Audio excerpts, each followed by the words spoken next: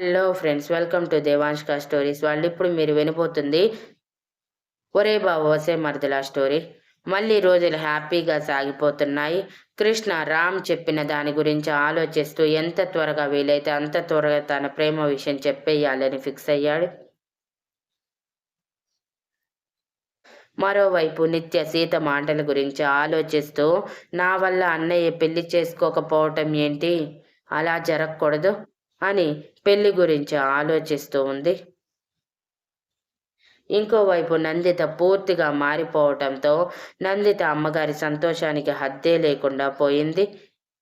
పెళ్లి చేసుకోమని అడిగితే మాత్రం 1 ఇయర్ టైం కావాలని అడిగింది.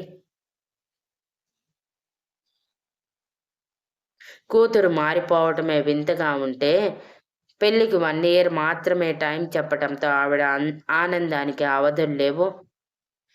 దీనంతటికి ఎవరు కారణమని డైరెక్ట్గా అడిగితే సీతారాముల ప్రేమ గురించి చెప్పి నన్ను అభిల అంతగా ప్రేమించే వ్యక్తి నాకు దొరికినప్పుడు నువ్వు అడగకుండానే పెళ్ళికి ఓకే చెప్తాను మమ్మీ, సో రిలాక్స్, ఇక నుంచి నేను ఏదైనా ఆలోచించే చేస్తాను, ఓకేనా అని అంది చిరునవ్వుతో. నందిత అమ్మగారు సీతారాములని ఆకాశానికి ఎత్తేసి నిన్నిలా మార్చిన వాళ్ళకి దండేసి దండం పెట్టుకోయాలి అనగానే నందిత మమ్మీ అని సీరియస్గా అరిచింది. ఆవిడ అప్పుడు ఏమందో గుర్తు చేసుకొని సారీ ఏదో ఎగ్జైట్మెంట్లో అలా అన్నాను కానీ నిజంగా కాదులే, కానీ ఒక్కసారి వాళ్ళని ఇంటికి పిలువు, మన ఆతిథ్యం ఇద్దాము అని అన్నారు. వాళ్ళే కాదు మమ్మీ, వాళ్ళ ఫ్యామిలీ కూడా ఇక్కడే ఉన్నారు, ఒకరోజు లంచ్కి పిలుద్దామా, నేనే దీని గురించి నీతో మాట్లాడాలనుకున్నాను కానీ నువ్వేమంటావు అని ఆగాను అని అనగానే దీంట్లో ఏమనటానికి ఏముంది, త్వరగా పిలిచే అందరినీ పలకరించినట్టు ఉంటుంది, నిన్ను ఇంతగా మార్చిన సీతారాములకి థ్యాంక్ యూ చెప్పినట్టు ఉంటుంది అని సీతారాములని పొగడ్తలతో ముంచేశారు. నందిత నాన్నగారు కూడా నందిత తన మొండి పట్టుదల వదిలేయటంతో సంతోషించి తనకి తగ్గ అబ్బాయి కోసం వెతుకులాట మొదలుపెట్టారు. ఆఫ్టర్ 1 వీక్ ఒకరోజు నందిత నిత్య కృష్ణ మాత్రమే రామ్ ఫ్యామిలీ ఉన్నప్పుడు వెళ్ళి నందిత అమ్మ నాన్నలు భోజనానికి పిలిచారని చెప్పింది. ఇప్పుడు కాదు నందిత, మేం రేపు ఊరికి బయలుదేరుతున్నాము, మరోసారి వస్తాంలే అని మహాలక్ష్మి గారు అనగానే అదేం కుదరదు అమ్మమ్మ, మీరు ఖచ్చితంగా రావాల్సిందే అని వెంటనే తన అమ్మగారికి ఫోన్ కలిపి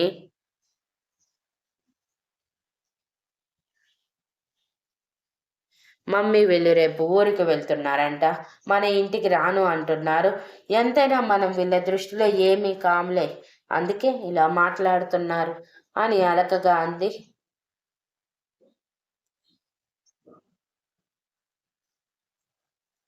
వాళ్ళకి ఫోన్ ఇవ్వవే, నేను మాట్లాడతాను అని సీరియస్గా చెప్పి స్పీకర్ ఆన్ చేయగానే అదేంటి పెద్దమ్మ గారు, మా ఇంటికి రాకుండానే వెళ్ళిపోతారా, మీకోసం మీ మనవడిని మనవరాల్ని చూడటం కోసం నేను ఎంత వెయిట్ చేస్తున్నానో తెలుసా.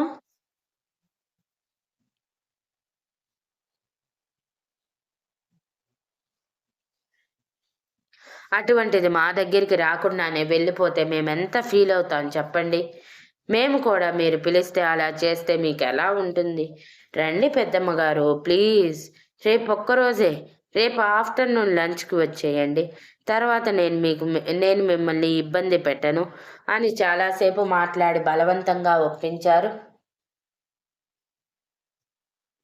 మళ్ళీ రామ్ని లీవ్ అడగమంటే ఇన్ని లీవ్స్ నా వల్ల కాదు, ఇప్పటికే చాలా లీవ్స్ పెట్టేశాను, నాకు సీత డెలివరీ కోసం లీవ్స్ చాలా అవసరం, సో నేను ఇప్పుడప్పుడే లీవ్ పెట్టను, మీ వరకు వెళ్ళి రండి అని సీరియస్గా చెప్పాడు.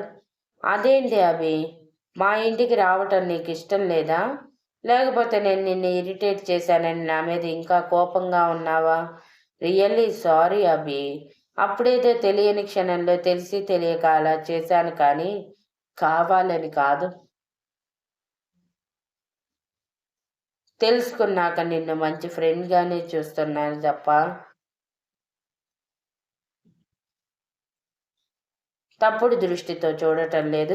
ప్లీజ్ అభి, నా మీద నీకు ఏ కోపం లేదు అంటే మా ఆతిథ్యాన్ని స్వీకరించటానికి మా ఇంటికి వస్తున్నావు, లేదంటే ఇదే మనం చివరిసారి కలవటం, ఆ తర్వాత నీ ఇష్టం అని బాధగా అంది నందిత.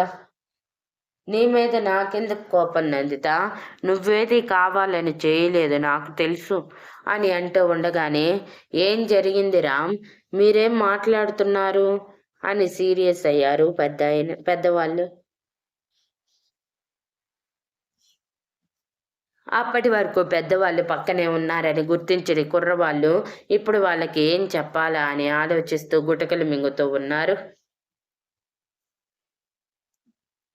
ముఖ్యంగా సీత.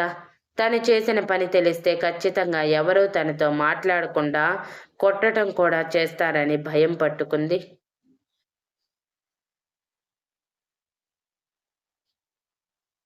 ఏంట్రా అడుగుతుంటే చెప్పటం లేదు అని మరోసారి గద్దించి అడగటంతో వెంటనే రామ్, అదేమీ లేదు తాతయ్య, ప్రాజెక్ట్ వర్క్ స్పీడ్గా చేయమని ప్రెజర్ తీసుకువచ్చింది, దాని గురించే మాట్లాడుతుంది. నేను ఒకసారి ఆ విషయంగా నందిత మీద ఫైర్ అయ్యాను, అప్పటి నుంచి తగ్గింది, అంతే కదా నందిత అని కళ్ళార్పి అనగానే,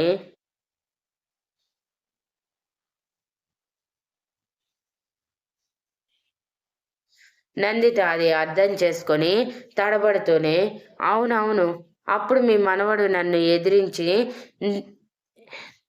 ఎదిరించి ఒకసారి మాట్లాడాడు, అది నాకు నచ్చక కావాలని అభిని ఇబ్బంది పెట్టాలని అలా చేశాను.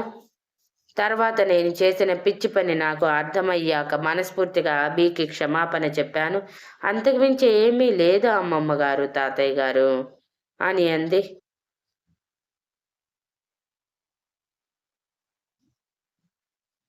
అంతేనా, లేకపోతే మమ్మల్ని మభ్యపెట్టాలని ఏమైనా చేస్తున్నారా అని రాధగారు అనుమానంగా అడిగారు.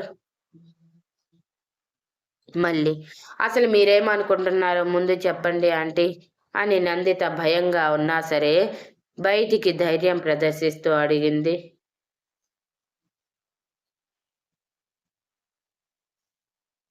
ఏమీ లేదు, నా కొడుకు చుక్కల్లో ఈ చుక్క ఇష్టపడి ఏమైనా ఇబ్బంది పెట్టిందేమో అనుకున్నాను, అంతేనా అని కన్రెప్పలు ఎత్తి అడిగారు రాధగారు.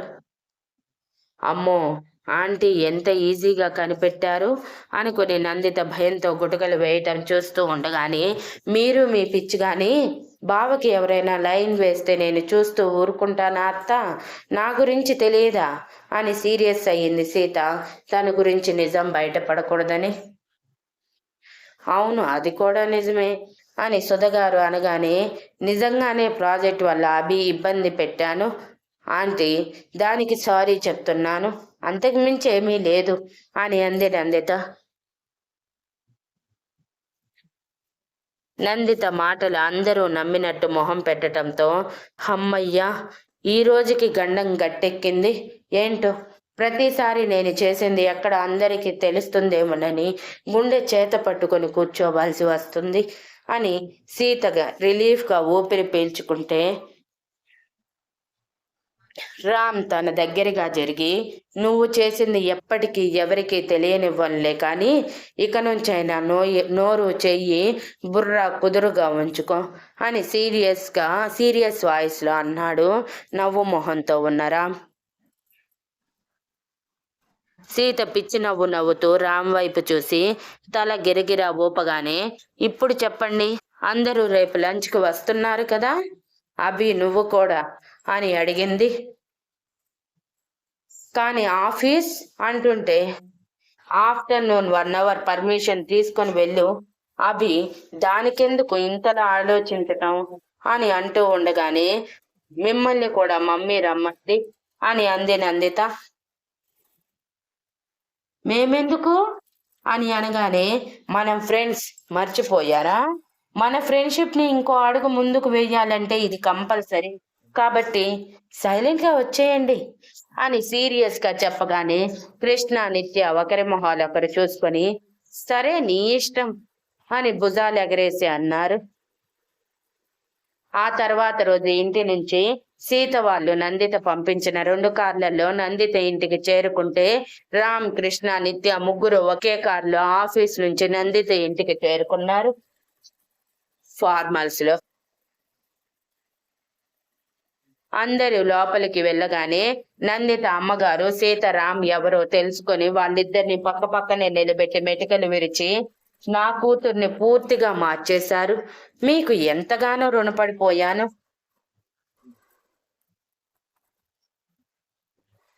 తెలుసా, చిన్నప్పటి నుంచి దాని మొండి పట్టుదలతో ఎన్నో చిక్కులు తెచ్చేది. ప్రతి ఒక్కరితో మొండిగా గొడవ పడుతూ సారీ చెప్పమంటే నేనెందుకు చెప్పాలి అని వితండవాదం చేసేది.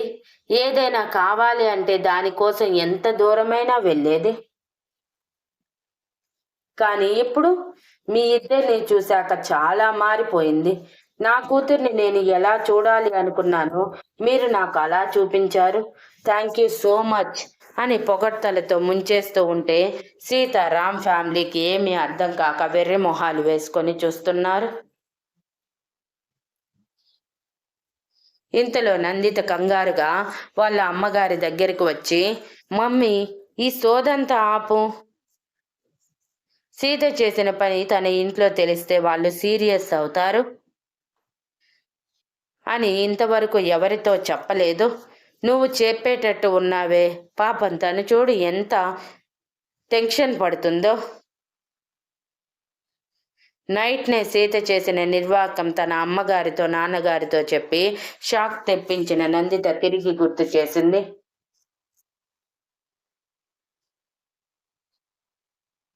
అవును కదా, నా మతి మరుపు మండ.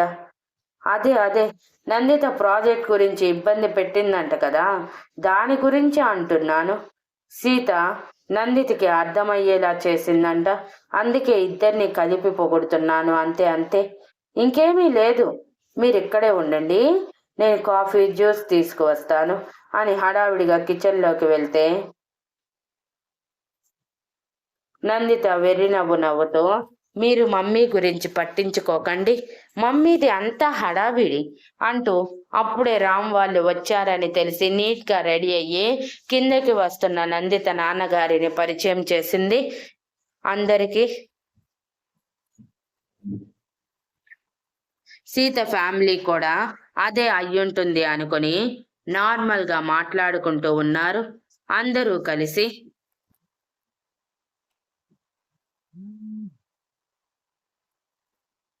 Thank you for listening and please like, share, comment and subscribe.